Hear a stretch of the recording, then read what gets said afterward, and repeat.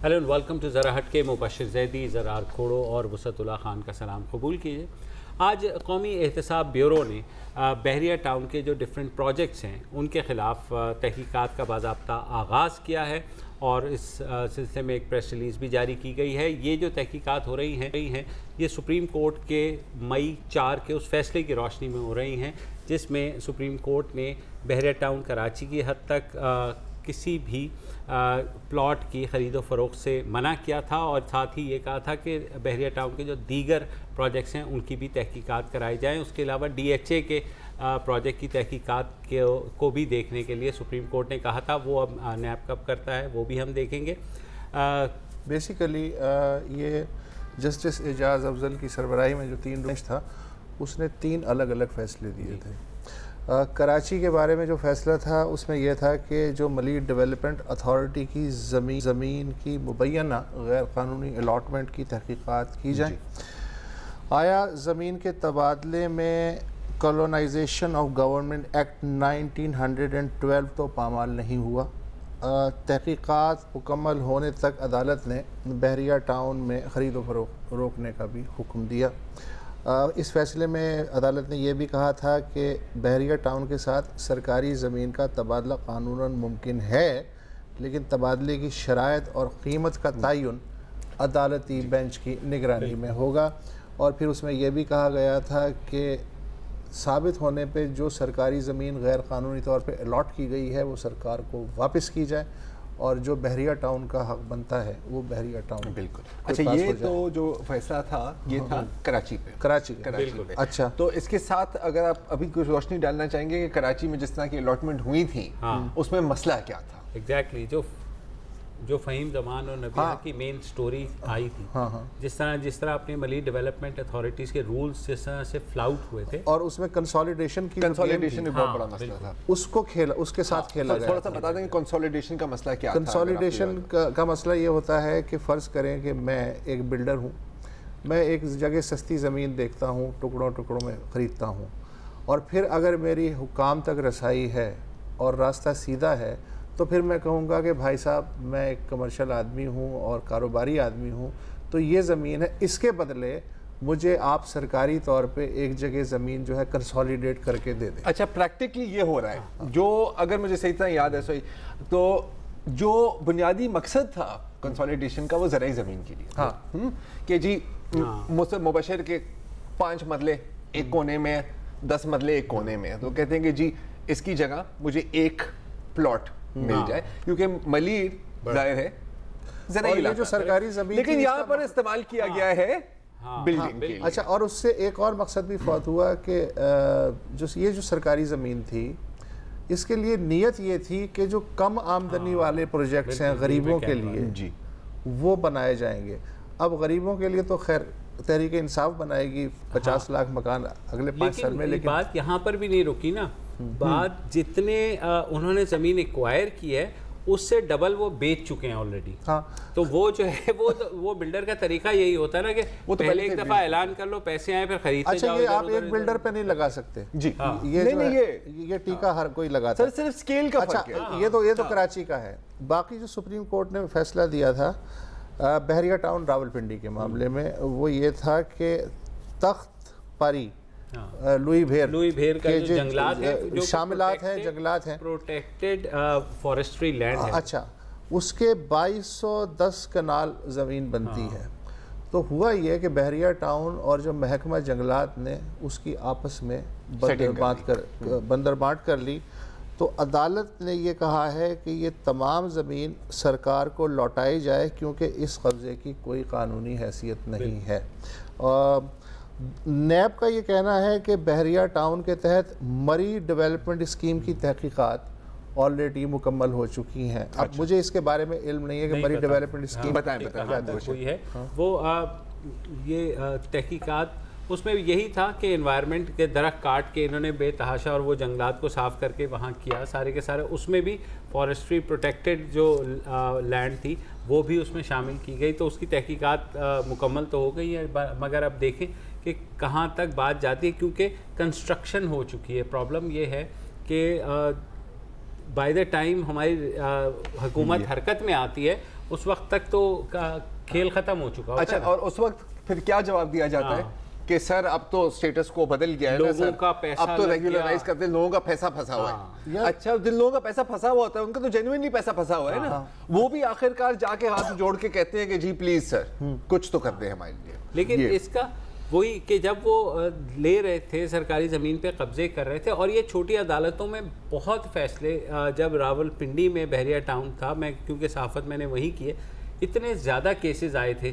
کہ زمینوں پہ زبردستی قبضے ہو رہے ہیں، لوگوں کو 1-2 جگہ قتل کے پرچے ہو گئے تھے کہ بھئی لوگوں کو مار دیا، گارڈز نے زبردستی وہ کر دیا، وہ ساری چیزیں وہ بھی عدالتوں میں ساتھ ساتھ چل رہی ہیں، مگر ساتھ ساتھ یہ بحریہ کا جو امپائر ہے نا وہ چلتا گیا، بڑھتا گیا. پھر ظاہر ہے کراچی آ گیا، کراچی تو سب سے بڑا بحریہ ٹاؤن ہے، یہاں بن گیا، اور اب آ کر کے اس چیز کے اوپر. لیکن پھر آخر میں ہوتا یہ ہے کہ انصاف تو ہو جاتا ہے، مگر وہ جو لاکھوں بائرز ہیں وہ کہاں جاتے ہیں؟ یار یہ وہی انصاف جو ہوتا ہے وہ بتا دیا نا، یہی بات کر رہے ہیں نا کہ وہ تو اچھا 90% تو وہ پھنس ہی جاتے ہیں. اگر کیس پھنسا چلتا گیا، اب یار کسی نارمل بندے کے لیے آسان نہیں ہے کہ اس نے اتنے لاکھ روپے، اتنے کروڑ روپے ان سم کیسز وہاں پر ڈال دیا اور کہیں گے یار کوئی بات نہیں یار، اب سمجھے کہ انویسٹمنٹ ہے. وہ تو پھنس ہی گئے نا. اب آپ کو یاد ہوگا کہ مطلب ایک طرح سے یہاں پہ جو کلفٹن میں بھی جو بن رہا تھا، آپ کو یاد ہے فلائی اوور بحریہ ٹاؤن کا، ٹھیک ہے، بیچ میں کورٹ نے روک دیا. آخرکار علاقے میں لوگوں نے ہاتھ جوڑا کہ سر ہماری زندگی حرام ہو گئی ہے، خدا کے لیے ان کو بنانے ہی تھے. تو ہو سکتا ہے کہ اس کا بھی اینڈ آؤٹ کم یہی ہو. میں ابھی ایک میگزین آیا پچھلے ہفتے ہماری ٹیبل پہ پڑھا تھا، میں آپ کو بتا بھی رہا تھا، اس میں ملک ریاض کا انہوں نے کوٹ لکھا ہوا تھا، اور وہ کوٹ یہ تھا کہ میں نے اگر آپ کو یہ بتا دیا کہ میں نے اپنی زندگی کی سب سے بڑی رشوت کتنی دی ہے تو آپ کو دل کا دورہ پڑ جائے گا اور آپ وہیں پہ ڈھیر ہو جائیں گے. تو اور وہ ان کی اسٹیٹمنٹ کے فائلوں کو پہیے لگانے تو مجھے آتے. تو یہ تو سسٹم ہمیں سال ہر سال سے تقریباً کوئی 30 سال سے یہ سلسلہ چل رہا ہے. اچھا، ایک اور کیس بھی جو ہے وہی پنڈی کے بارے میں ہے کہ DHA ویلی جو اسکیم تھی وہ سواپ ہو گیا بحریہ ٹاؤن سے. بعد میں پتہ چلا بائر کو کہ جی یہ تو دادوچا ڈیم کی زمین تھی، اس کی لیک کی زمین تھی. کیا بات ہے. اب وہ یقین دہانیاں کرا رہے ہیں کہ تسی فکر نہ کرو، اسی حکومت پنجاب نال نہ گل کر کے ڈیم جڑا ہے ایدی زمین دا کچھ نہ کچھ بندوبست کر لینے ہیں. اب وہ مسئلہ ہزاروں پلاٹ ہیں، صحیح بات، اور وہ بیچ میں لٹکے ہوئے ہیں اور انصاف کے کٹہرے کی صورتحال ہے. جو نیب نے یہ بھی کہا ہے کہ بحریہ ٹاؤن لاہور میں ممکنہ بے قاعدگیوں کی چھان بین بھی کی جائے گی. اچھا، بحریہ ٹاؤن لاہور میں بہت بڑے بڑے مسائل چھپے ہوئے ہیں، اور کچھ جو ہیں کیانی ان کے بھی نام آتے ہیں، وہ بھی اسی کیس کے ساتھ کنیکٹڈ ہے کیا؟ نہیں، وہ تو وہ ڈیفرنٹ ہے، وہ DHA کے اندر کوئی کہانی چل رہی ہے کیا ہے، وہ ایک مطلب ان ریلیٹڈ ہے. لیکن یہاں پہ تو فیمس زرداری ہاؤس بھی آپ کو پتا ہے اتنا بڑا بنا ہوا ہے لاہور میں یار، مطلب جہاں زرداری صاحب نے کہا تھا کہ میں بس سب پنجاب جا کے بیٹھتا ہوں. سب سے بھاری ہاؤس ہے وہ تو محبت کا سودا ہے، پنجاب جا کے بیٹھتا ہوں، اینٹ بجانے سے بنا ہے وہ گھر یار، کیا ہو گیا. اور ووٹر کہہ رہے ہیں پنجاب نہیں آؤں گے. لیکن بات دیکھو نا، ہر چیز پہ تنقید نہیں کر سکتے. وہ ملک صاحب نے out of love, out of respect Zardari صاحب کو تحفے میں دیا. یار تحفے پہ اس طرح کے تحفے میں نہیں، یہی میں نے پیپلز پارٹی والوں سے کہا تھا، انہوں نے کہا نہیں ہم نے پیسے دیے. ہاں نہیں، وہ اندر کی باتیں یار. دیکھیں بالکل آئی ایگری ود وسعت. وہ بیسکلی نہ صرف محبت میں دیا تھا بلکہ پی کا منشور بھی تو پورا کرنا ہوتا ہے نا. روٹی کپڑا مکان، مکان آ گیا روٹی کپڑا بھی آئی جائے گا. اور جب دیا تو ظاہر ہے پھر کراچی میں تو ان کو ریسیپروکیٹ کرنا ہی تھا. ٹرانسپورٹ کی بھی جب ضرورت ہوتی ہے تو وہ بھی دیتے ہیں. ہاں اگین اچھا، لیکن اس میں انٹرسٹنگ بات جو ہے وہ یہ ہے کہ جو جسٹس اعجاز افضل صاحب ہیں انہوں نے توجہ دلائی ہے کہ DHA اور دیگر ہاؤسنگ سوسائٹیوں کو بھی قانون کے برخلاف مفت کے بھاؤ جو اراضیاں الاٹ کی گئی ہیں، ان امور پہ بھی چیف جسٹس جناب ثاقب نثار صاحب از خود نوٹس لیں تو بڑی مہربانی ہوگی. لیکن وہ اس میں بھی جو اسلام آباد کی ڈیفنس ہاؤسنگ اتھارٹی تھی اس کے اوپر مجھے یاد ہے فرحت اللہ بابر نے بہت زیادہ کام کیا تھا. انہوں نے بارہا عدالت میں بھی چیلنج کیا، پارلیمنٹ میں بھی اس کو اٹھایا کہ کیسے بالکل نان اس کے اوپر کہ 33 روپے فی مرلہ کے حساب سے اس طرح کی زمین وہ ہو جاتی ہے. پھر پیپلز پارٹی گورنمنٹ کو ایونچولی ایک بل منظور کرنا پڑا جس میں باقاعدہ طور پر یہ زمین جو ہے نا لیگلائز کر کے ڈی ایچ اے کو دے دی گئی. تو اگر اب ان دی اینڈ یہی ہوتا یار ابھی مطلب اس میں قانون کو ویسے قانون سے ہی مارا جا سکتا ہے. بالکل بالکل یہ قانون سے نہیں, قانون چینج کر دینے یار. مطلب دیکھیں اب اگین جیسے آئی تھنک مستد آپ نے کہا تھا کہ یار یہ کوئی بیریئر ٹاؤن کا مسئلہ نہیں ہے, تقریباً ہر ایک بلڈر کی یہی کہ وہ تقریباً کچھ اچھے بھی ہوتے ہیں لیکن بائی اینڈ لارج یہی ہوتا ہے. اچھا جب تک آپ کوئی چیز چھوٹے پیمانے پہ کام کریں تو آپ پھنس بھی سکتے ہو, جتنے بڑے پیمانے پہ آپ کام کرو گے نا آپ کے پھنسنے کے چانسز کم ہو جاتے ہیں. اب آپ یہ دیکھ لو کہ ملیل کا تو چلو آپ کہہ سکتے ہو یار کہ سروے ہی نہیں, بلکہ جو ایکشن لے گا نا اس بڑے کے خلاف اس کے پھنسنے کے چانسز یہ بھی ہے. ایگزیکٹ کیس کو بھی دیکھ لو نا سر اس کے ساتھ ساتھ, اگر آپ دیکھنا چاہتے ہیں کہ اس کیس کا کیا بنے گا آپ ایگزیکٹ کیس کو دیکھ لیں, آپ کو اچھا پتہ لگ جائے ایگزیکٹلی کیا بنے گا. ایگزیکٹلی کیا بنے گا بول کے لفظ آدھے تیرے کہ ملیر میں تو چلو آپ کہہ سکتے ہو کہ یار سروے ہی نہیں ہوئی تھی, ہاں انگریزوں کے زمانے سے ہی نہیں ہوئی, کوئی بات نہیں, یہ تو کھلا کھاتا ہے کوئی بھی اٹھا کے لے لے. حالانکہ ملیر میں بھی ایک صاحب ہیں جو ڈے ون سے, جیسے آپ کہہ رہے ہیں کہ چھوٹے کیسز چلتے رہتے ہیں, ڈے ون سے وہ کیمپیننگ چلا, کسی نے اس کی. اب ملیر میں بھی حالات بدل گئے, راؤ صاحب نہیں, اب ملیر میں بھی تم کتنے راؤ بند کرو گے یار, گھر سے راؤ نکلے گا ہاتھ تھانے سے کم از کم. اب مری, لاہور, پنڈی سروے شدہ ہے سب کچھ, اتنی openly in collusion with government departments آپ نے فلاؤٹ کیا ہے ہاں, کہ جو کچھ مجھے سے نادان قسم کے لوگ ہیں جو کہتے ہیں کہ نہیں جی سسٹم کو چلنے دو اور سسٹم کو مضبوط کرو, یہی سسٹم چلانے والے یہی حرکتیں کر رہے ہوتے ہیں. جب تک کورٹ نے آرڈر نہیں دیا تو پھر نیب نے ایکشن لیا اور پھر کوئی کام ہوا. I mean, ابھی مجھے شوق نہیں ہونا چاہیے مجھے پتا ہے, لیکن پھر بھی کبھی کبھی کچھ ہوتا ہے. ہاں لیکن یہ کہ اس ملک میں دیکھو کراچی میں جس طرح ہمیں پتا ہے کہ تمام وائلنس چاہے وہ سیکٹیرین ہو, ایتھنک ہو, کچھ بھی ہو, ایٹ دا روٹ کاز زمین اس میں 90% زمین آتی ہی آتی ہے.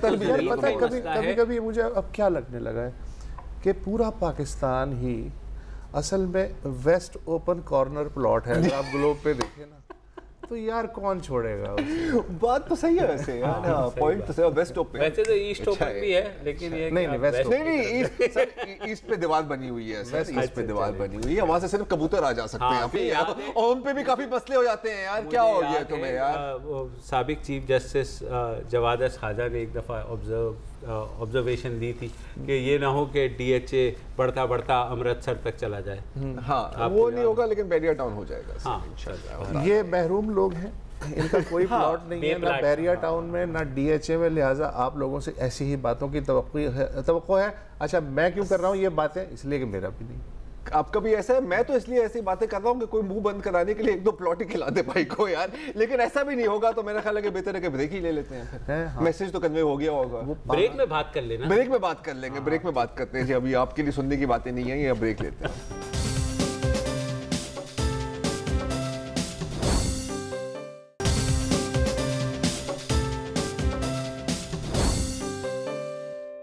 My dad came to me with his cell phone in hand and he showed me that email and I was like, wow, this is really happening. And I was so very excited. I went to school, I told my friend about my selection and we were squealing and jumping like fangirls, and people were like, what happened to these maniacs? And people were staring at us. Yeah, but people around me got sad a bit that I'll be leaving them, but this was like the bestest thing that happened.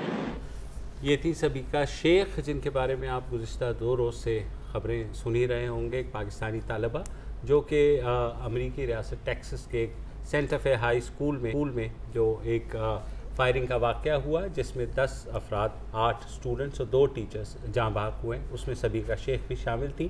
یہ پاکستان اور U S کے ایک study exchange programme جس کو یس کہتے ہیں اس کے تحت امریکہ گئی تھی اور وہاں پڑھ رہی تھی. آرٹ اسکول کی ایک کلاس تھی جب وہ 17 سالہ نوجوان نے آ کر وہاں فائرنگ کی اور اور ان کے ساتھی طلباء اور 2 ٹیچرز جو ہیں وہ جاں بحق ہوئے. ان کی لاش جو ہے وہ کل پاکستان پہنچے گی. امریکہ میں پاکستانی سفارت خانے کے حوالے کر دی گئی. ان کے والد صاحب کے انٹرویوز آپ نے سنے ہوں گے, بہت ان کا ہیوسٹن میں بھی نماز جنازہ ہوا تھا. بی بی سی کی نامہ نگار تھی ارم عباسی, وہ ان کی رپورٹ ہے کہ وہاں بہت ہجوم تھا, 1000 سے زائد لوگ ہیں, اور پاکستانی ڈائسپورا جو ہے بڑی تعداد میں وہاں موجود تھا. اسی موقع پہ جو سبیکہ کی والدہ ہیں فرا, ان کا بھی رپورٹ میں ذکر ہے کہ یہ روزانہ جب بات کرتی تھی تو دن گنتی تھی, یعنی جب 45 دن رہ گئے تھے تب سے یہ روزانہ بتاتی تھی کہ اب 40 دن رہ گئے, اب 39 دن رہ گئے میرے پاکستان آنے میں. تو جس دن یہ اس کے ہاتھوں مری ہے, قاتل کے ہاتھوں, اس کے پاکستان آنے میں صرف 20 دن رہ گئے تھے. اور جو فرا ہیں ان کی والدہ, وہ انہوں نے بتایا کہ وہ اس دن بہت خوش تھی اور کہہ رہی تھی کہ اچھا اب تو 20 دن رہ گئے تو کاؤنٹ ڈاؤن شروع ہے, اور عید کے دن تو آپ کے ساتھ ہوں گے. پیدائش ان کی 4 رمضان کو ہوئی تھی. عزیز صاحب کے جو والد صاحب ہیں, بہت مشکل ہے ان کا بیان پڑھنا, کیونکہ آپ نے بات کی نا کاؤنٹ ڈاؤن چل رہا تھا. باقاعدہ سبیکہ کی سنیپ چیٹ پر انہوں نے ایک اپلوڈ کیا ہوا تھا, ایک پلین کی تصویر تھی اور اس کے ساتھ باقاعدہ لائیو کاؤنٹ ڈاؤن تھا کہ اب کتنے دن ہیں. تو اتنا اس کا شوق تھا واپس آنے کا. اچھا, واپس آنے کی بھی پوری تیاریاں مکمل تھیں. پہلے سے ہی بتایا ہوا تھا اپنے والد صاحب کو کہ جی ایئرپورٹ سے واپس آتے ہوئے ہم یہاں رکیں گے اور یہاں سے ہم بریانی لیں گے. گھر پر میرے لیے پکوڑے, پاکستانی پھل, فروٹ چاٹ, سب کچھ موجود ہو. ان کی جو والدہ صاحبہ ہیں ان کی آپ بات کر رہے ہیں, ان کا آج میں نے ایک بیان پڑھا تھا کہ اگر مجھے صرف ایک چیز سے تسلی ہو رہی ہے اس مشکل لمحے میں, وہ یہ ہے کہ میری بیٹی کا نام پوری دنیا میں پیار سے لیا جا رہا ہے, تو اس کا نام لینا مت رکیں. یہ ہاں, ہیوسٹن میں جو تھا وہ ڈائسپورا کے ساتھ ساتھ جو لوکل امریکن جی وائٹ نیبرز اور جو اسٹوڈنٹس تھے, ٹیچرز تھے, وہ بھی تھے. اس موقع پہ تھے Islamic centre of greater Houston کے صدر ہیں مسرور جاوید خان. انہوں نے کہا کہ جی اگر امریکہ اپنے بچوں کی حفاظت نہیں کر سکتا تو پھر کون کر سکتا ہے. بالکل, ہمیں گن کنٹرول کو یقینی بنانا ہوگا تاکہ کوئی بھی ماں اپنے بچے کو اسکول بھیجنے سے خوف نہ کھائے. بالکل, گن کنٹرول کرنے سے پہلے آپ نے بات کی نا, اچھا یہ وہاں پر ایک فاسٹر فیملی کے ساتھ رہ رہی تھی, اسٹوڈنٹ ایکسچینج میں یہی ہوتا ہے. تو پہلے ایک مسلمان فیملی کے ساتھ تھی اور اب وہ ایک سفید form Christian American typical family کے. اس فیملی, وہ فیملی بھی وہاں پر موجود تھی اور بہت غم میں تھی. تو جو سب سے بڑی بیٹی ہے اس فیملی کی, اس نے ایک اسپیچ دی وہاں پر ہیوسٹن میں ہی نماز جنازہ کے دوران سے پہلے, کہ میں پہلی دفعہ جب اسکول گئی تو مجھے بڑا عجیب لگا تھا کیونکہ میں کسی کو نہیں جانتی تھی. تو جو پہلی لڑکی جس نے مجھے ویلکم کیا اور جس نے میرے ساتھ دوستی کی, مجھے تھوڑا حوصلہ ملا, وہ تھی سبیکہ. پھر وہاں سے شاید اس نے اپنے پیرنٹس کو کہا کہ جی ہم اس کو بھی فاسٹر ہوم چاہیے, اس کو ہم اپنے پاس رکھ لیتے. تو یہ تھا گن کنٹرول. گن کنٹرول میں بات کرنا امریکہ میں تقریباً حرام ہے. اور کیا کیا ریسپانسز آتے ہیں, پہلے تھوڑی سی آپ کو اسٹیٹس دے دیتا ہوں, 1-2 ہی ہیں, زیادہ نہیں. دسمبر 2013-12 میں آپ کو یاد ہے سینڈی ہوک میسیکر ہوا تھا. ایڈم لینزا نام کا ایک بندہ اپنی ماں کی بندوقیں لے کے ایک کنڈر گارٹن میں گیا اور وہاں پر 20 بچے, اور مطلب چھوٹے کنڈر گارٹنر ظاہر ہے, 6 ایڈلٹس, ٹیچرز موسٹلی, اور اپنے آپ کو مار ڈالا. اس دن سے لے کے آج تک 1600 اسکول شوٹنگز ہوئی ہیں امریکہ میں. اس کا میپ بھی ہے اگر آپ اسکرین پر دکھا دیں, جس کا مطلب ہے کہ اچھا اس سال 29 لوگ مرے ہیں اسکول شوٹنگ میں, 16 انسیڈنٹس ہوئے ہیں. اگر آپ کمپیئر کرنا چاہیں, فوجی ہونا تو بڑے خطرناک کام ہے نا. اسی مدت میں صرف 13 فوجی ہلاک ہوئے ہیں امریکہ کے پوری دنیا میں, جس میں ایکسیڈنٹس بھی انکلوڈیڈ ہیں. تو آپ کو ایک کمپیریزن مل جاتا ہے. اچھا کیوں؟ ایک تو ہے کہ کتنی بندوقیں ہیں. یہ جو آپ چارٹ دیکھ رہے ہیں نا اسکرین پر, امریکہ میں دنیا کی آبادی کا اگر آپ پرسنٹیج نکالیں تو 4.4% امریکہ میں رہتی ہیں, لیکن 50% سویلین اونڈ گنز پوری دنیا کی امریکہ میں ہے. We are number 1, make America great again. اگر آپ دیکھیں, میں نے کچھ کوریج دیکھی تھی سبیکہ شیخ کی, ایک میرے خیال واشنگٹن پوسٹ میں آرٹیکل تھی کہ پاکستان میں اتنے حملے ہوتے ہیں اسکولوں پر, اتنے اسکول تباہ کیے گئے ہیں, لیکن سبیکہ شیخ وہاں نہیں مری, وہ امریکہ میں مری. مانا کہ ہم تو جاہل, گوار, बल्कि 3 साल की उम्र से ट्रेनिंग शुरू हो जाती है सर वो पे तो मैं आ रहा हूँ अभी, लेकिन ये हुआ है ना, तो पॉइंट बीइंग कि यहाँ पर it is the new normal. मैं एक इंटरव्यू देख रहा था एक लड़की का जो इसी स्कूल से थी, और जाहिर है कि रिपोर्टर ने पूछा कि आप शॉक्ड थी, तो उसने कहा नहीं मैं शॉक तो नहीं थी, क्योंकि ये तो हर जगह हो रहा है, मुझे पता था कि ये तो it is a matter of time कि ये तो हमारे पास भी 2 माह पहले हुआ था जिसपे स्टूडेंट्स की इतने पार्कलैंड। अच्छा, उन स्टूडेंट्स के साथ क्या हुआ वो भी मैं आपको बताता हूँ। अगर आप कंपेयर करें with the rest of the developed world, तरक्की याफ्ता दुनिया को, हमें तो छोड़ देना है, हम तो जंगली है। यूके में 0, स्पेन में 0, रशिया में 1, चाइना में 3, मेक्सिको में 4, ऑस्ट्रेलिया, कनाडा, जर्मनी और जनूबी अफ्रीका में 5 अटैक्स की मैं बात कर रहा हूँ। यूएस में 213 ये एवरेज बनती है। I think this is over last year. ये सॉरी फैटेलिटीज हैं, गन टोटल गन वायलेंस की इसी साल के अब तक के, ये अब तक के। अच्छा, क्यों कभी इस पर कोई काम नहीं होता? क्योंकि अगर आपने गन्स ओनरशिप के बगैर काम कर दी तो रिपब्लिकन्स ऑन एनआरए आप पर चढ़ जाएंगे। आपने भी बात की ना पार्कलैंड की, पार्कलैंड हुआ फरवरी में, बिल्कुल। उसके बाद एक पूरी सियासी मुहिम शुरू हुई। एनआरए ने कैसे रिस्पॉन्ड किया? उन्होंने कहा कि यार ऐसे करना चाहिए, यूथ डे करते हैं। यूथ डे में क्या हुआ कि उन्होंने बड़ी फख्र से कहा कि ये 3 साल का बच्चा है और ये हमारा पहला लाइफ टाइम मेंबरशिप बना है, मेंबर अमेरिकन राइफल एसोसिएशन। जी, आप ये तस्वीरें भी देख सकते हैं। 5 साल के बच्चे, 6 साल के बच्चे बंदूकें देख रहे हैं, बंदूकें चला रहे हैं। एक वीडियो मैंने देखा और उसको देखने के बाद मैं ये सोचा था कि यार ये किसी अरब या मुसलमान मुल्क का बच्चा होता तो अभी यूएस मीडिया और दुनिया की मीडिया इस पर क्या कमेंट कर रही होती है कि बचपन से ही जिहाद की ये देखो, ये जरा देखो तो सही ना, ये होते हैं गोरे जिहादी। ये है एनआरए का अपना एक वीडियो उनके अपने एक फंक्शन से, देखिए जी। What's your name? Maverick? That is awesome. How old are you, Maverick? He is 4 years old. Show me what you do with the gun. Do it again. Take the magazine out. Oh, can you put it back in?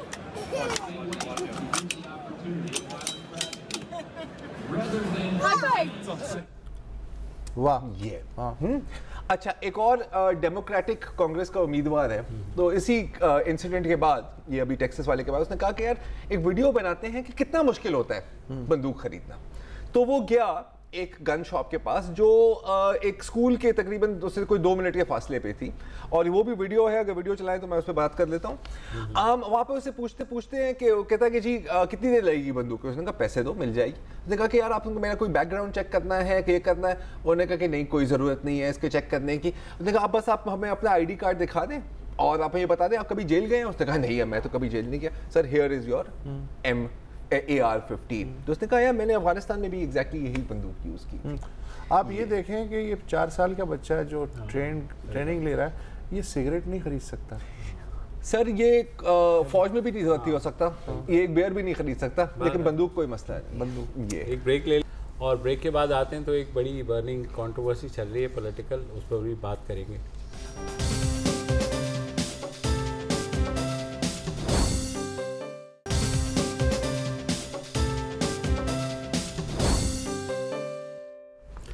Welcome back. और जनाब कल मैंने खबर देखी और जिसमें जियो पे वो चली और निजी चैनल पे, अच्छा निजी चैनल पे चली, जिसमें कहा गया कि जो खैबर पख्तूनख्वा में ह्यूमन डेवलपमेंट हो रही है वो जो है जनूबी पंजाब से भी नीचे। आपको पता है मैं तो लिफाफा खोर, मैंने कहा फौरन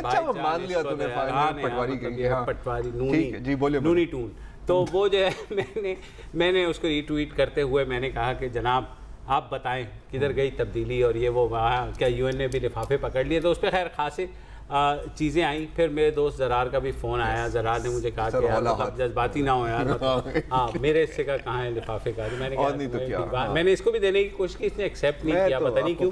नहीं सर, प्रिंसिपल की बात होती नहीं, लेकिन फिर भी वजह क्या हुई? इतनी कम रकम मैं क्यों एक्सेप्ट करूँ यार, मतलब रेट खराब हो जाती है। बहरहाल मुबशर भाई ने सवाल पूछा कि अगर ये इतनी, मैंने कहा सर ये 3 मई को ये रिपोर्ट आ गई थी, वो तो मुझे और ये खुद गए थे वो फंक्शन में जहाँ पे ये रिपोर्ट रिलीज हुई थी। तो उसने कहा कि यार अगर 3 मई की रिपोर्ट है तो आज क्यों आ रही है? और आज क्या 21 है? आज कल 20 को आई थी। अच्छा, अब यकीनन ये एक महज एक इत्तेफाक ही होगा کہ یہ رپورٹ ایک نجی اخبار اور اس نجی اخبار کی نجی چینل میں اسی دن آئی جس دن پی ٹی آئی اپنا 100 days کا ایجنڈا اناؤنس کر رہی تھی. آئی ایم شیور کہ ان دو باتوں میں کوئی قطعاً کوئی کنیکشن نہیں ہے, ہونا بھی نہیں چاہیے. اور میں کہتا ہوں کہ جو سوچے بھی صحیح نا اس بارے میں, اس کے مطلب مزے کی بات ہے 100 days کا جو پروگرام ہے اس میں بھی کیڑے نکالے جا رہے ہیں نا, اس میں تو بہت کیڑے اور ایسے ویسے. دیکھیں مجھے نہیں معلوم کہ یہ منشور قابل عمل ہے یا نہیں ہے, لیکن مجھے سب سے زیادہ پازیٹیو بات یہ لگتی ہے کہ آرٹیکولیٹ انداز میں ایک سیاسی پارٹی نے اپنا منشور پیش کیا جیسا کہ پیش کیا جانا چاہیے. اچھا, اسی پارٹی نے 2013 میں بھی ایک منشور پیش کیا تھا. میں یہ اس لیے بات اچھی سمجھتا ہوں کہ پچھلے 5, 6, 7 الیکشن آپ اٹھا کے دیکھ لیں, کوئی پارٹی جو ہے جو mainstream so called national parties ہیں ان میں سے کوئی بھی ریٹرک, نعرے بازی, جیوے جیوے, آوے آوے, شیر آیا, چیتا آیا, اس کی بنیاد پر الیکشن جیتنی ہے. لیکن بہت عرصے بعد مثلا مجھے یاد ہے ایک زمانے میں پیپلز پارٹی بھی منشور پیش کرتی تھی, جماعت اسلامی, ANP, سب ایک روایت تھی, وہ بیچ میں روایت غائب ہو گئی. 2013 میں مجھے لگتا ہے کہ تحریک انصاف نے یہ روایت ایک بھرپور انداز میں شروع کی اور الگ الگ لوگوں نے الگ الگ سیکشنز پیش کیے 100 days کے, جس سے لگتا ہے کہ شیڈو کیبنٹ جو کہ ایک جمہوریت کا لازمی حصہ ہے وہ بھی ہے.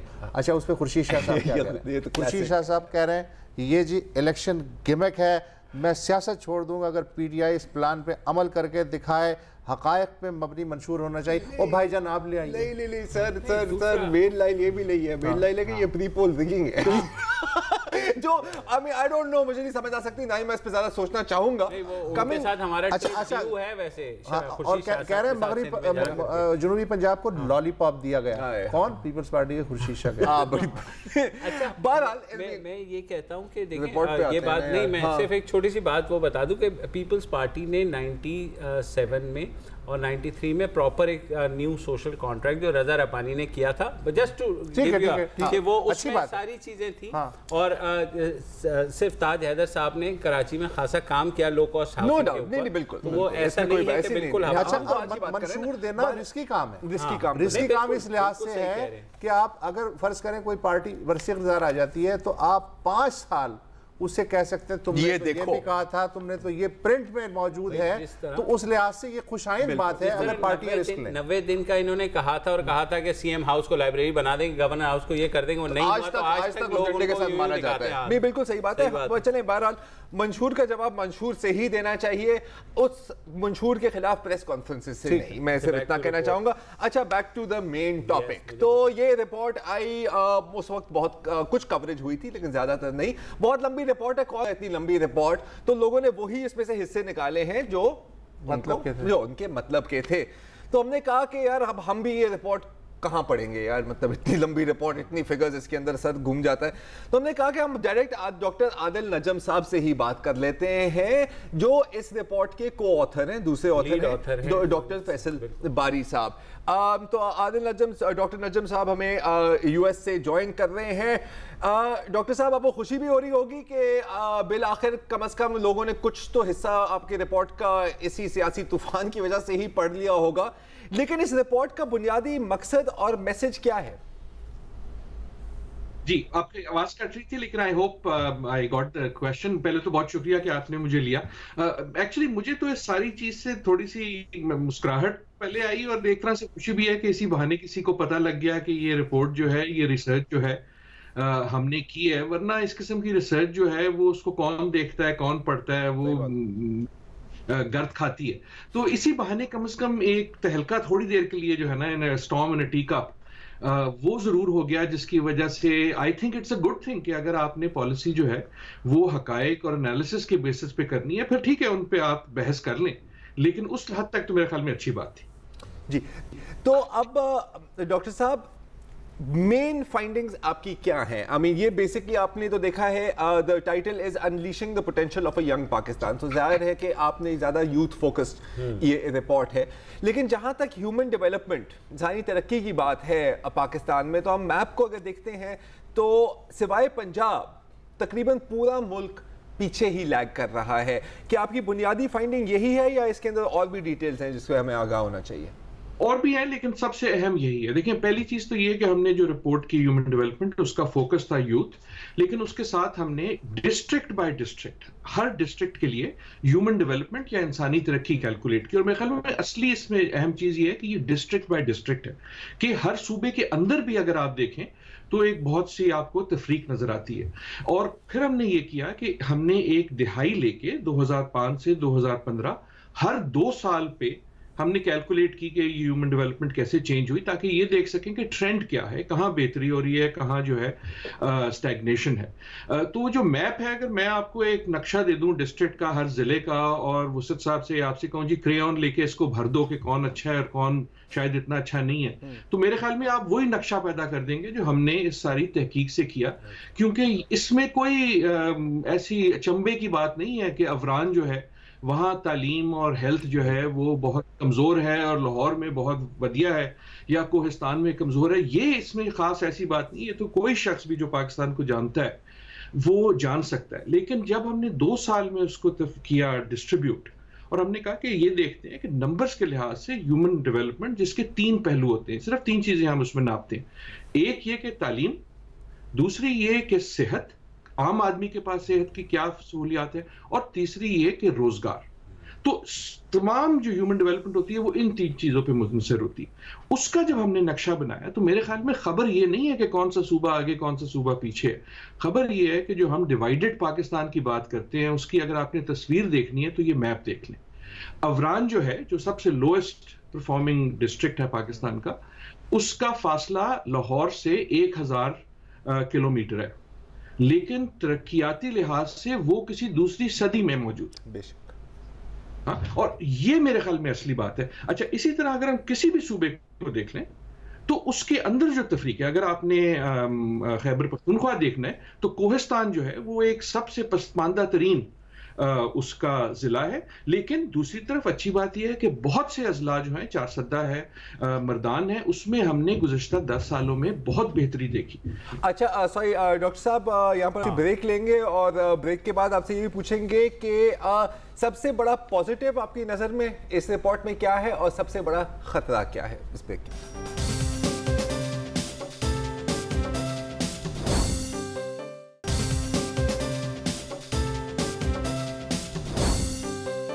Welcome back. ہم بات کر رہے ہیں ڈاکٹر عادل نجم سے اس رپورٹ کے بارے میں جو پچھلے دنوں سے سیاسی فٹ بال بنا ہوا ہے, بلکہ سیاسی بلہ بن گیا ہے کہ اپنے مخالفین کو لے کے اس کا سر پھاڑ دیں کہ آپ نے کیوں کام نہیں کیا.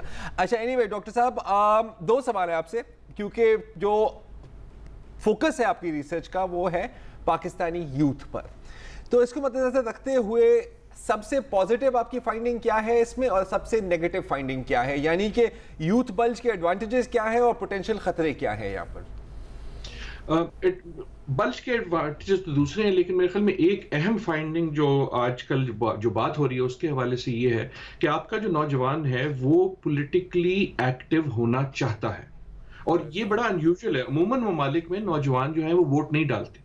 ہمارا جو تحقیق تھی وہ یہ بتاتی ہے کہ یہاں جو ہے تقریباً 80 سے زیادہ فیصد مرد اور 55 سے زیادہ فیصد خواتین جو نوجوان ہیں 15 سے 29 سال کی, وہ یہ کہتے ہیں کہ ہم اگلی الیکشن میں ووٹ ڈالنا چاہیں گے. یہ بہت زیادہ ویری ویری ہائی, اور اس کا پازیٹیو بات, اس کا مطلب یہ ہے کہ جو یوتھ بلج ہے آج سے لے کے 2045 تک ہر الیکشن جو ہوگی, یہ اگلی الیکشن اور ہر آنے والی الیکشن 2040-2050 کے درمیان تک, اس کا فیصلہ نئے نوجوان ووٹرز ایک بہت بڑی حد تک.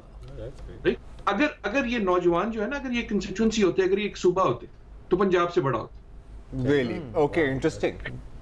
تو اس کی یہ جو اس کی تشویش ہے وہ یہ کہ ہم نے جو ڈویژنز اپنی سوسائٹی میں بنائی ہیں, جو یہ نقشہ ظاہر بھی کرتا ہے, وہ ہم نے تمام کی تمام اپنے نوجوانوں میں منتقل کر دی.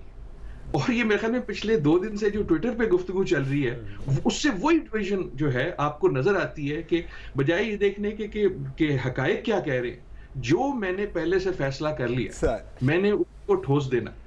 کانفرمیشن بائز زندہ باد. جی, کانفرمیشن. اچھا نجم صاحب آپ نے ٹویٹر کی بات کی تو میں بھی آپ کو دیکھ رہا تھا کہ پچھلے 2 دنوں سے نجم صاحب لگے ہوئے ہیں پوری مطلب 20 ٹویٹس کی تھریڈ کی ہے کہ سمجھانے کے لیے کہ یا اللہ میرا یہ مطلب نہیں تھا پلیز یہ پڑھ لو, اور لوگ آپ کو یہ سمجھانے کی کوشش کر رہے ہیں کہ آپ کی رپورٹ میں, آپ کی لکھی ہوئی رپورٹ میں کیا ہے. تو ہاں ظاہر ہے آپ کو کیا پتا ہے یار, آپ تو مطلب ایویں ڈاکٹر بن جاتے ہیں, یہاں پہ تو ڈاکٹر ٹاک شو بھی کر سکتے ہیں, رپورٹ ہیڈ لائن دیکھ کے پتہ لگ جاتا ہے کیا. بالکل لفافہ دیکھ کے بتا دیتے ہیں کہ مطلب کیا ہوگا. لیکن ایک جو چیز جو اس میں بہت ہے وہ یہ کہ ڈیٹا جو ہے وہ کس سال کا ہے. ہاں یہ گڈ پوائنٹ. تو پہلی تو ہاتھ جوڑ کے گزارش یہ ہے کہ دیکھیں 20 سال تک آپ نے سینسس کیے بغیر ملک چلا دیا جی, اور مجھ سے کہتے ہیں کہ میں کل صبح کا جو ہے تازہ ڈیٹا آپ کے سامنے پیش کر دوں. تو تھوڑا سا کوئی ہاتھ والا رکھیں, یہ ڈیٹا ایسے نہیں آتا. دیکھیں اگر 2015 کا آپ نے جائزہ لینا ہو تو 2015 میں آپ جا کے سوال پوچھیں گے, 2016 میں جا کے کہیں وہ اینالائز ہوگا. یہ پورا ملک ہے, بہت بڑا ہے, تو ڈیولپمنٹ ڈیٹا جو ہے اس میں ایک لیگ ہوتا ہے. تو ہم نے جب 1 دہائی کا فیصلہ کیا تو وہ 2005 سے 2015 تک تھا. وہ جو ڈیٹا تھا اس کے بعد ہم نے پبلک ڈیٹا, اور یہ رپورٹ جو ہے یہ 3 ہفتے پہلے آئی ہے. اس کا یہ جو ڈیٹا ہے اس سے کہیں پہلے یہ پبلک میں سال پہلے اویلیبل تھا جی, سال پہلے سے اویلیبل تھا.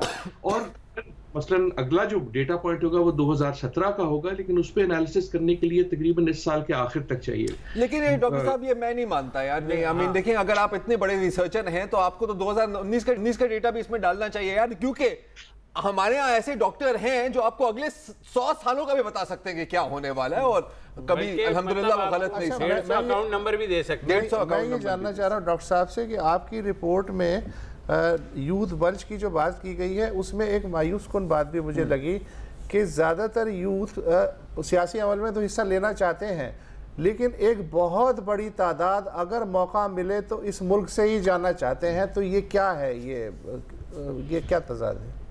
میرا تضاد اس میں ایک اور بھی تضاد ہے. مثلا جب ہم سوال پوچھتے تھے کہ آپ کا پاکستان کے مستقبل کے بارے میں کیا خیال ہے, تو بہت بڑی تعداد جو ہے وہ پازیٹیو فیل کرتی ہے. جب ہم نے سوال پوچھا کہ آپ کی زندگی جو ہے آپ کے والدین سے بہتر ہے اور آپ کیا سمجھتے ہیں بہتر ہوگی, تو میجورٹی جو ہے 70% تقریباً وہ کہتی ہے ہم سمجھتے ہیں بہتر ہے اور بہتر ہوگی. میرے خیال میں یہ تضاد نہیں ہے, یہ ایسپریشن ہے. یہ ایسپریشن ہے کہ جو نوجوان ہے یہ بہتر سے بہتر چاہتا ہے, اور اس میں ایک سیاسی پہلو ہے وسعت صاحب جو میرے خیال میں بہت اہم ہے, جس کا ہم رپورٹ میں ذکر کرتے ہیں.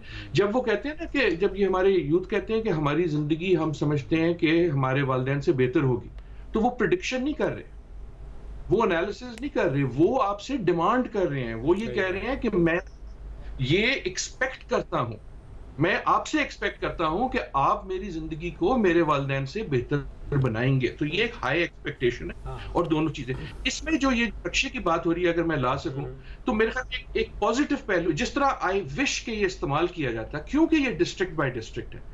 آئی وش اس کا استعمال یہ ہوتا ہے کہ جو ایم این اے ہے, ایم پی ہے کہیں سے, وہ یہ نقشہ دیکھ کے کہے کہ یار میرا جو علاقہ ہے وہ کیوں لال ہے, جب میرے ساتھ والا ضلع جو ہے وہ بہتر کر رہا ہے تو میں کیسے بہتر کروں گا. اگر کراچی ہے for example, Karachi high human development میں ہے پاکستان کے حوالے سے, لیکن اگر میں عارف الوی ہوں یا فیصل سبزواری ہوں یا مصطفیٰ کمال ہوں, تو I would like a conversation کہ وہ کہیں کہ جی اگلی جب رپورٹ آئے 2 سال بعد کا ڈیٹا ہے تو کراچی کو لاہور سے اوپر ہونا چاہیے. میرے خیال میں اس قسم جو لوکل لیول جو پازیٹیو کمپٹیشن ہے, یہ میرے خیال میں پروونشل لیول پہ ڈزنٹ مین مچ, لیکن لوکل لیول پہ, اور لوکل لیول پہ ہیومن ڈیولپمنٹ کرنا جو ہے بڑا سیدھا سا کام ہے. 3 چیزیں, اسکول بہتر کر دیں, صحت بہتر کر دیں, اور روزگار پیدا کر دیں. اچھا عادل, سوری کیونکہ 1-2 سوالات ہیں. ان امپلائمنٹ کے بارے میں بھی آپ سے بات بھی ہوئی تھی, اس سروے میں کہا بھی گیا کہ اتنے ملین جابز ہمیں کریٹ کرنی ہوں گی. کل عمران خان صاحب نے بھی کہا کہ 5 سال میں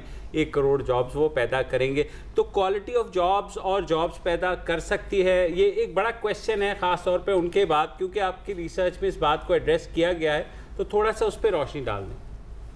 میرے خیال میں مبشر, اگر سب سے اہم چیز کوئی پاکستانی سیاست میں وہ ہو سکتی ہے اس وقت ترقی کے لحاظ سے, تو وہ یہ ہے کہ ہم اپنا فوکس ایکسپینڈیچر کے بجائے امپلائمنٹ پہ ڈالتے ہیں. بجائے یہ بحث کرنے کے صرف کہ کتنے پیسے لگے کسی پروجیکٹ پہ, ہر چیز پہ آپ ایز صحافی सियासतदान है सियासतदान, ये कह के जनाब इससे इतनी रोजगार पैदा होगी, अगर सीपैक आएगा तो इतनी नौकरियां बनेंगी, क्योंकि ये नौकरियां आप सिर्फ अब सरकार से नहीं बना सकते। हमारी रिपोर्ट ये कहती है कि आज से लेके 2040-2045 तक आपको हर साल तकरीबन 1.5 मिलियन नई जॉब्स चाहिए, 1.5 मिलियन आपको तकरीबन नई जॉब्स चाहिए। हमारा ये भी ख्याल है कि ये जॉब बनाना मुश्किल नहीं है, बना सकता है पाकिस्तान। हम 200 मिलियन का एक मुल्क है, जरूर बना सकते हैं, और हमारा रेट बेसिकली ठीक रहा है जॉब्स बनाने का। मसला है क्वालिटी ऑफ जॉब्स, कि आपको अगर जॉब्स जो हैं वो ये हैं कि किसी के घर पे आप कुक हैं और किसी के घर पे आप ड्राइवर हैं, वो क्वालिटी जॉब नहीं है। क्वालिटी वो जॉब है जिससे आपकी डिग्निटी आती है, जिसमें आपके पास अपवर्ड मोबिलिटी होती है, खुसूसन औरतों के लिए, जिसमें आपके पास बेसिक राइट्स होते हैं, कोई आपके पास एक सिक्योरिटी होती है। तो मेरे ख्याल में असली मसला ये है। और अगर हम सिर्फ सियासत में, और मैं आप सहाफियों से गुजारिश ही करूंगा, सिर्फ हर बार ये पूछना शुरू कर दें कि जनाब ये बताएं कि इस प्रोजेक्ट में कितनी रोजगार पैदा होगी। अगर ये जो डिस्ट्रिक्ट है ना, अगर वो कोहिस्तान वाला जो एमपीए है और उसके साथ चित्राल वाला एमपीए है, उनका आपस में कंपटीशन ये हो कि अगर कोई प्रोजेक्ट लगना है, अगर कोई कंपनी ने आना है, कोई फैक्ट्री लगनी है, तो वो मेरे जिले में लगे। सही बात, बिल्कुल, जिस तरह यूएस में भी इस पे कंपटीशन होती है। अच्छा आदिल साहब, वक्त कम हुआ है, एक आखिरी सवाल है कि जिले लाल हो या पीले हो, यहाँ पर हम तो एक दूसरे का मुंह काला करने के चक्कर में होते हैं ना 24 घंटे। तो मेरा सवाल ये है, और बस यस और नो में आप आंसर करें, क्या इस रिपोर्ट को हम एक पॉलिटिकल परफॉर्मेंस की ऑटोप्सी में देख सकते हैं, हाँ या नहीं? ये डेवलपमेंट परफॉर्मेंस है, पॉलिटिकल पार्टी की परफॉर्मेंस नहीं है। लेकिन अगर इससे पॉलिसी बनती है, बहस होती है, चाहे मेरा ब्लड प्रेशर बढ़े, अच्छी बात है।